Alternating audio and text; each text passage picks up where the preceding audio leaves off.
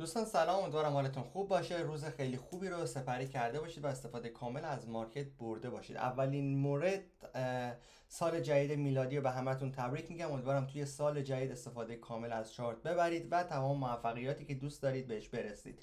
تحلیل اول، چیزی که داریم در مورد طلا میبینیم بر اساس سقف کف سقف کف سقف. من امروز یک سلی اینجا گرفتم که سلیش کنم هم اول هفته به همتون دادم، توی اینستاگرام استوری گذاشته بودم. به غیر از این امروز صبح ستابش رو برای بچه های تیمم فرستاده بودم که از اینجا و اینجا سل گذاشته شده بود به سمت پایین و تارگتی که برای طلا دارم برای شروع 2012 تا 2014 هست. فعلا این اریا ها رو بزنی برگشت قیمتی مجدد میتونم توقعی داشته باشین یه پولبکی مجدد بزنه. به این صورت میبینمش. بذار بهتون نشون بدم روی چارت.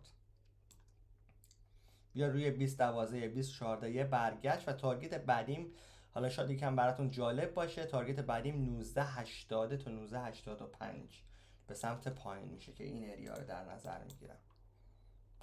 بالاتر یکم اینجا این اریا رو در نظر میگیرم.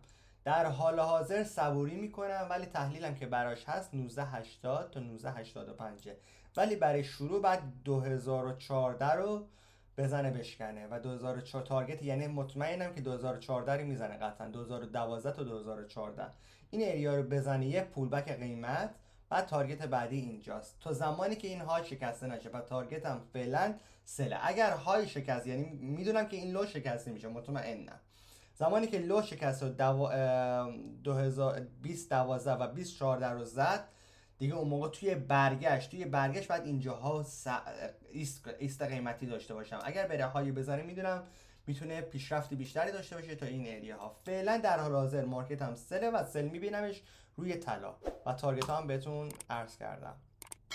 بریم روی پوند. چیزی که داریم روی پوند میبینیم در حال حاضر، یه سقفی دارم، یه کفی دارم، یه سقفی دارم. من شخصا این سقف رو در نظر میگیرم و اینم کف قیمتیم. معذرت میخوام، سقف کف سقف و کف. اینو دیگه سقف و کف نمیگیرم در نظر. یه رنج قیمتی به وجود آورده. در حال حاضر قیمت من بایه و بیشتر به بای فکر میکنم، ولی توقعی که دارم مارکت برگرده به کف رنج اینجا میشه و اگر رنج رو بشکنه، رنج رو تست کنه و ادامه روند به سمت پایین بده. چرا میگم ادامه روند؟ چون توقع دارم بره لو یک ساعته رو بزنه. حالا یک ساعته یا 4 ساعته، هر تایم فریمی که در نظرش میگیرید. این لو که میشه 25.20 شکست نمیشه که لول بانکیتون هم حتی هست. وگرنه اگر بیاد کف از همین ایریا، چون مارکت هم بای سقف دارم کف دارم سقف دارم، بیاد کف و از اینجا ادامه روند بده بره به سمت بالا. میگم که بیشتر من میخوام بیاد این لو رو بزنه، ولی به معنای نیست چیزی که من میخوام این اتفاق بیفته. به معنای نیست که چیزی که من میخوام مارکت باید اجرا بده و اجراش کنه و انجامش بده.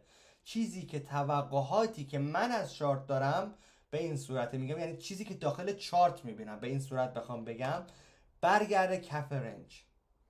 از اینجا تصمیم میگیرم که آیا من بایو بزنم یا نه، به سمت پایین بره. که بیشتر میگم که مارکتت بای، بیشتر به بای فکر کن.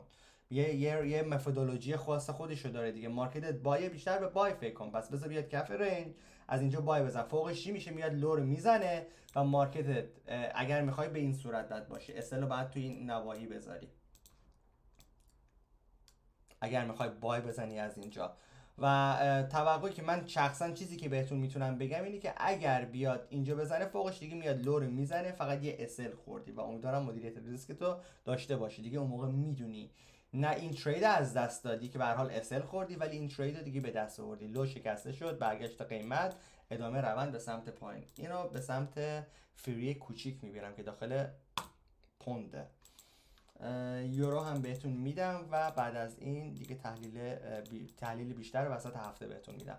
توی یورو ما یه سقف داریم، یه کف داریم، یه سقف داریم، یه کف داریم و توقعی که دارم مجدد رنجش رو نگه داره تو همین نواحی. اگر قراره با من بای بده، از همین رنج من بای بگیرم. به این صورت از همین رنج من با دقیقا سناریوش مثل پونده بای بگیرم. وگرنه چه اتفاقی میفته؟ میاد این الان لول 900 منه، اینجا هم لول 1000 من میشه.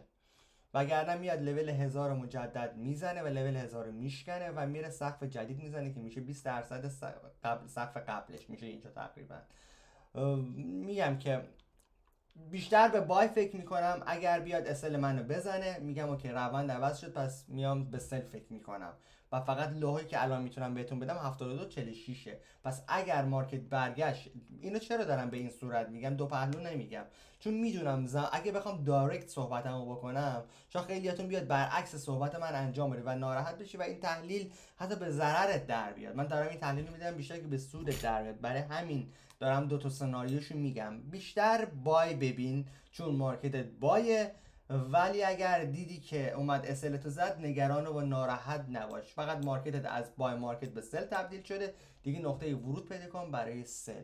این تحلیل بعد حداقل 1 ماه به درد بخوره. آرزوی موفقیت برات دارم. یه خبر خیلی خوبی برای همتون دارم. به یکی از شرکت‌ها خیلی بزرگ انگلیسی و آمریکایی، دو تا شرکت البته هستن، وبینارهای بزرگی داریم که شما هم داخلش سهیم هستید، فقط متاسفانه به زبان انگلیسیه. اونو حالا سعی میکنیم ساب تایتل بزنیم و شما هم میتونید ورود به اون وبینار کنید، فقط شاید براتون سخت باشه متوجه شدنش، ولی توی چارت به هر حال توضیحاتش همش در مورد چارته، شاید یکم متوجه بشید دقیقا داره چی گفته میشه. آرزوی موفقیت براتون دارم تا تحلیل بعد اگر نیاز باشه. روز بخیر.